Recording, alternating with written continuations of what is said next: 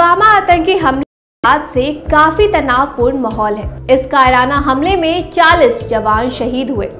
इन आतंकी हमलों ने पूरे देश के साथ भारतीय फिल्म इंडस्ट्री को भी झंकोर कर रख दिया। हैरत की बात यह थी कि बॉलीवुड फिल्मों में काम करके अपना बैंक बैलेंस मजबूत करने वाले एक भी फिल्मी एक्टर या सिंगर ने पुलवामा हमले की निंदा में एक लफ्ज नहीं लिखा। उनकी जुबान खामोश रही। भारत में हुए आतंकी वारदात पर चुप्पी साधना पाकिस्तानी कलाकारों की सियासी मजबूरी हो सकती है, मगर मानवता के हक में तो मजम्मत करने का दम दिखा ही सकते थे।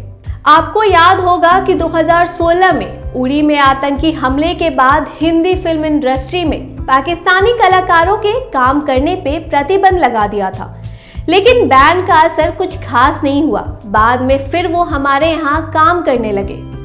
एक बार फिर पुलवामा अटैक के बाद पाकिस्तानी कलाकारों और सिंगर्स को भारत में बैन करने की मांग चल रही थी।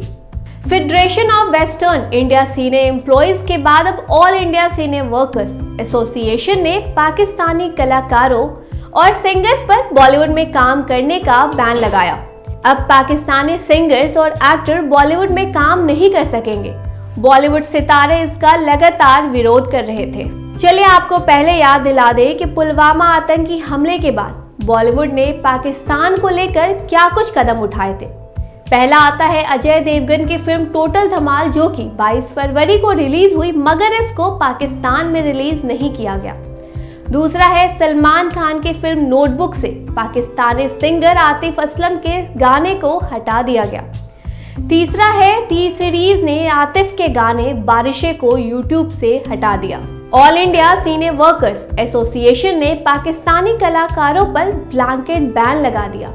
पुलवामा हमले के बाद भारत की ओर से पाकिस्तान को करारा जवाब मिलने पर पाक के इमरान सरकार किसी भी तरह से भारत को नुकसान पहुंचाने का मौका तलाश रही है।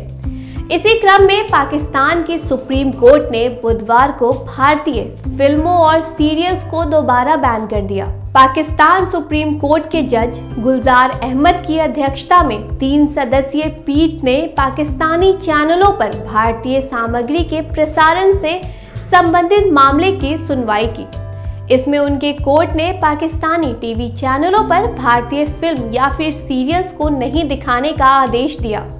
पाक के शीर्ष न्यायालय ने टीवी चैनलों पर भारतीय कार्यक्रमों के प्रसारण पर पाबंदी के उच्च न्यायालय के फैसले के खिलाफ पाकिस्तानी इलेक्ट्रॉनिक मीडिया की अपील पर सुनवाई करने का फैसला सुनाया। ये तो खबर थी वो जो पाकिस्तान में चर्चा का केंद्र बनी हुई है, लेकिन इस पर हम क्या सोचते हैं वो सुनिए। हमें भी यही लगता है कि शहीदों की शहादत से ऊपर कोई भी रिश्ता हो नहीं सकता। अगर आप मानवता से परे हैं तो हमें ऐसी कला, ऐसा खेल, ऐसा बिजनेस या ऐसा कोई रिश्ता नहीं चाहिए। ऐसा कोई इंसान नहीं चाहिए जो आवाम की भावनाओं से खेले, हमें किसी तरह का नुकसान पहुंचाए। बैन करना ही है तो सब कुछ बैन कर दो। बस अब आतंक से मुक्ति चाहिए और सैनिकों के शव नहीं चाहिए।